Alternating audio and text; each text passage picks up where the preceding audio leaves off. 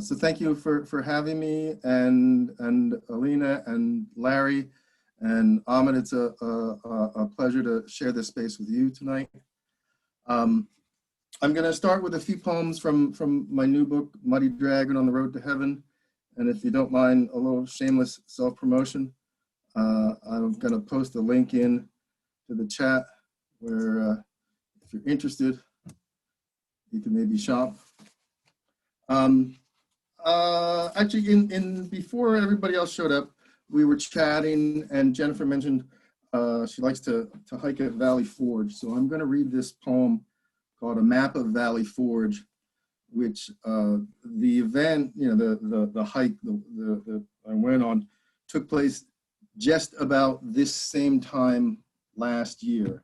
So if that means anything, "A Map of Valley Forge." Dug in among mud and farmers' fields, the country licked its wounds, and you can hike along the scars they left. From raised redoubt mounds to the 3-century witness tree bending by General Maxwell's adopted quarters, now a home for wealthy weddings. Past General Wayne's statue, before he became Mad Anthony, who took a beating at Brandywine, then gave it back at Stony Point, earning himself a medal. So when my dog and I topped the Southwest trenches, where recovered cannon pointed toward the patient British, eating Philadelphia like a 3-day leave, while Washington's men battled dysentery and a country too poor to afford a war, I think about how optimistic the settlers here once were. Like even now, when a sunny day in winter brings all the brightly colored joggers out of seasonal depression, a trail map of Valley Forge shows both Mount Joy and Mount Misery, but doesn't tell you where to begin. And if you don't know the area, Mount Joy and Mount Misery are the actual names of the places there. And it's a sunny day today, around the same time of the year. What do you know? A couple of times a year, I take these sort of retreats, camping trips by myself. I go off in the woods to one of the state parks. As I've gotten older, instead of tents, I rent a cabin because I don't want to sleep on the ground anymore. But a number of the poems that I'm going to read were written and sort of take place in places in the woods like that. So this one called Gravity. And a phenomenon you run into sometimes, like in the Poconos, a creek will just disappear as you're hiking along. It goes completely underground and then might come up again, and sometimes they come and go. And that's what this one concerns. Gravity. Sometimes water comes up from the rocks, tumbles a few feet over moss and old chestnut leaves, then disappears again into rocks.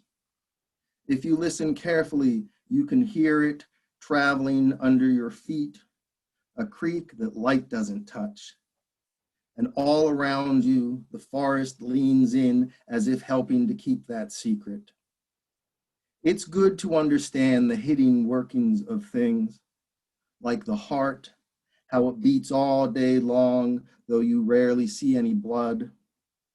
Or love, how sometimes it's enough to feel its resistance to change, the way gravity holds together two moving bodies the cosmos wants so badly to pull apart.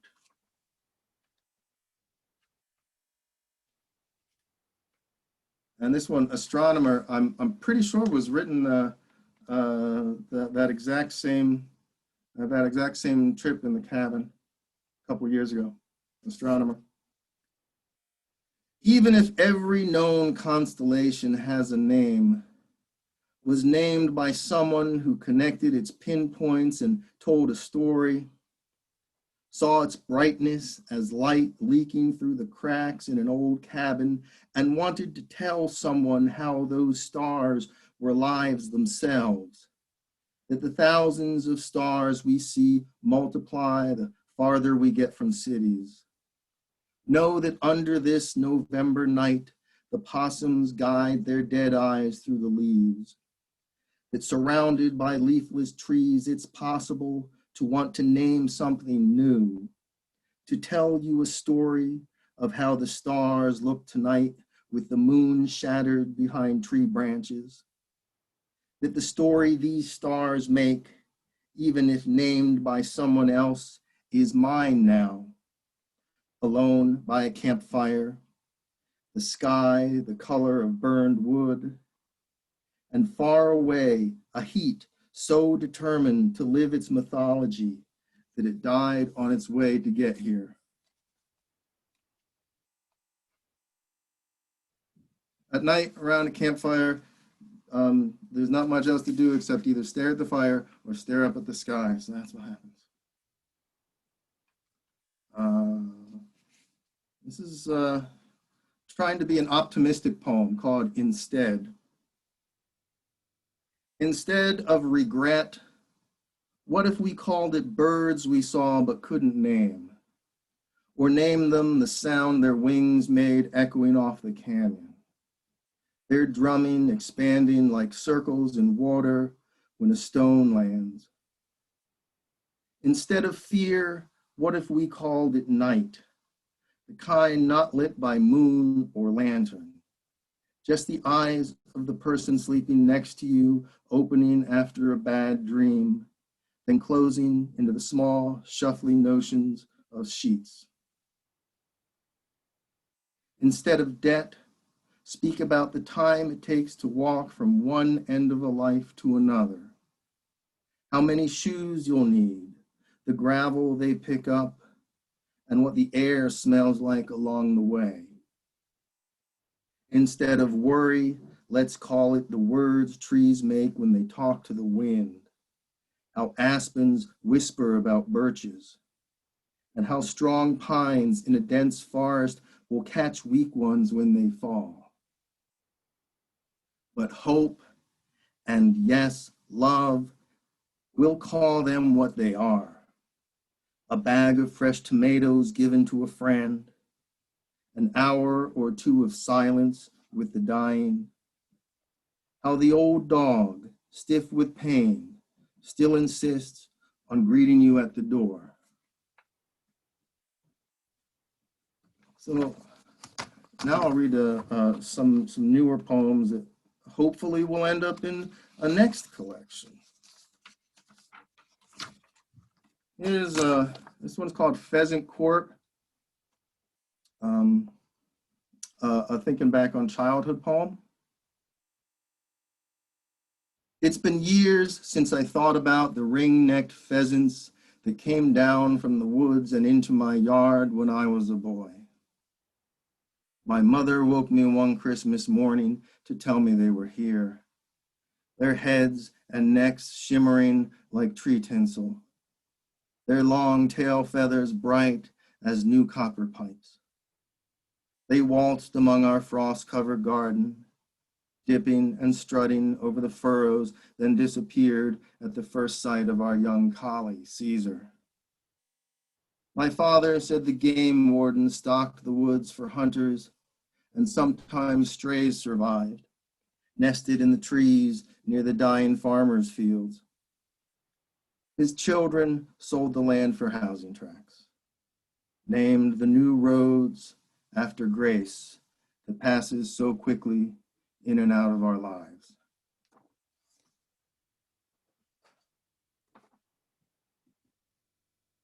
Here's an after Christmas poem called Taking Down the Lights, the ritual of taking the Christmas lights down from everything. Because every celebration has to end, lest we get too easy with joy. Because even a string of twinkling bulbs around the house or the tree can't change the cold rain that turns to ice. And even small lights take energy, draw something out of us until we've had enough. Foot by foot, I pull the wires off the eaves, drop the strings onto salted sidewalk and frozen grass. Our shrubbery returns to mere landscaping, letting winter just be winter, not a soft gloss we gaze at for a while, not a story we made up from childhood. Each year feeds into the next like small rivers flowing into larger ones. Days of joy, days of not. Eddies that swirl for a while, then disappear. You've lost people, I've lost people. We take the lights into our hands, pack them away until the darkness calls them back again, when we've almost gotten used to living without them.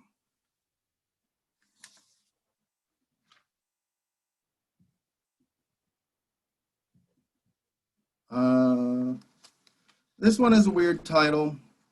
It's called Addendum to the Note on John Keats' Grave Marker. And if you don't know, the note on John Keats' grave marker is, "Here lies one whose name is writ on water." And that's referenced in here.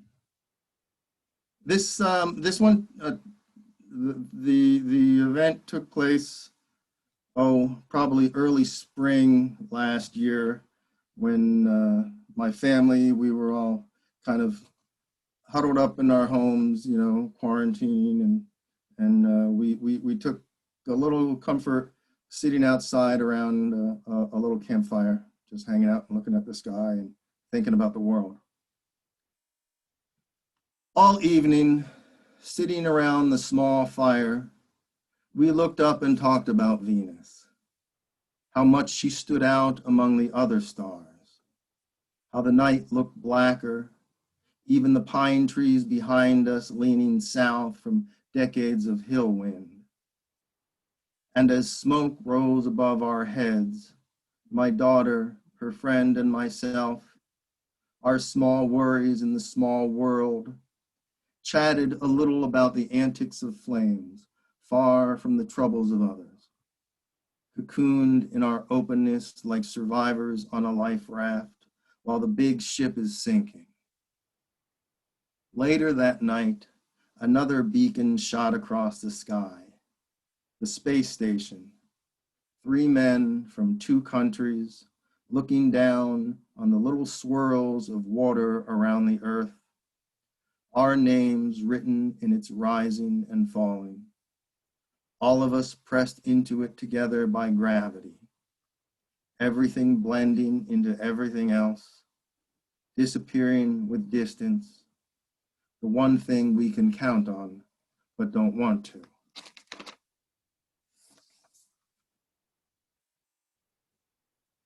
Here's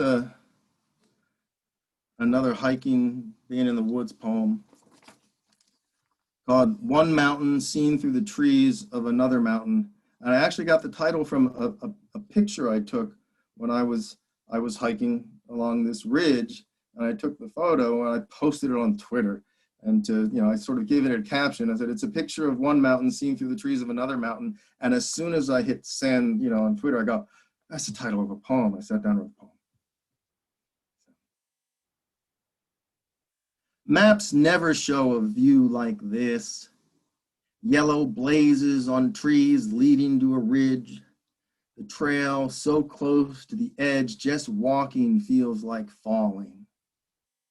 A 4-day trip away from towns or news of the world brings me to moments so great I embrace them. Anthropologists say joy in landscapes is burned into our DNA. A distance, a factor of dreams.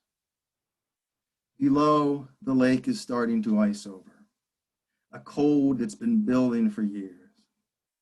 And this mountain loop I'm walking could go on too. In the next county, there's a hill called Hope, and here one called Sanctuary. I'm walking down it now to a lake the settlers used to feed their families. Its feeder creek powered an old iron forge also called Hope. So many things named for what we want, or is it what we have? My legs grow sore on the rocky trails I climb to get home. This path, called daybreak, might be the one.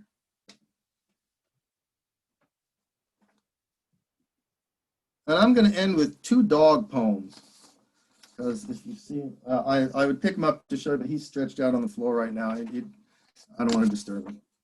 But some of you, I see a couple of my students in there, have met Emmett virtually before.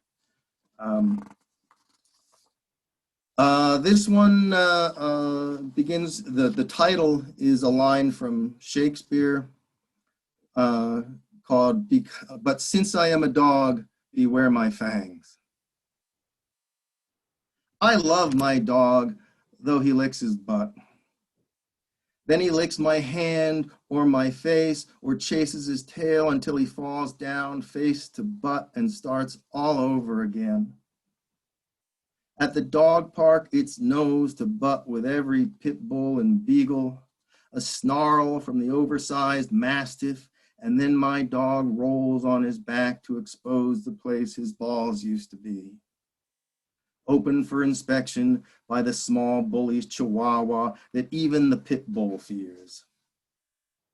The other owners in the parking lot nod toward each other as they corral their dogs back into minivans and pickups. Listen, you can hear the whine and huff, the shuffling paws on pavement that divide world from world. Tamed and housebroken beast we warm ourselves against at night. You can hear it in the growl that escapes their sleep in front of a fireplace, or the way their bodies melt into the yard while watching a rabbit. You can hear it in the deep parts of their barks, the gears of our engines, the scuff of our boots, the heartbreak, the wolves we all want to be.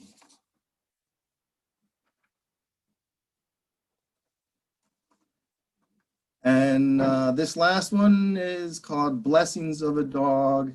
And it's mostly about my daughter's new dog, who actually, either she or we, I think it's more of a we, got at the end of the summer. Blessings of a Dog.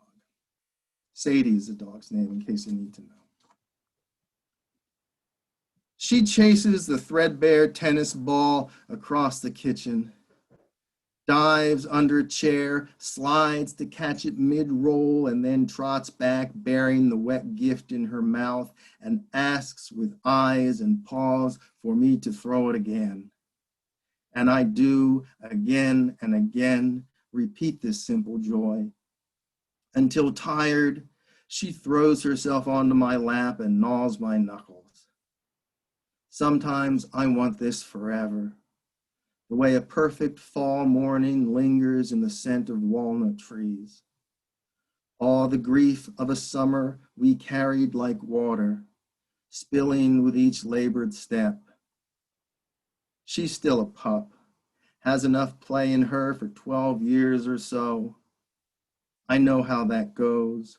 You love, they love, everything goes on like it should until it doesn't. She doesn't know there's something broken in the world that a ball can fix, like a bearing that makes the machine run smoother, like the smell of wood smoke in the air that reminds us of childhood innocence, even though something in the distance is burning. And I think I'll end there and thank you all for your attention. I enjoyed this.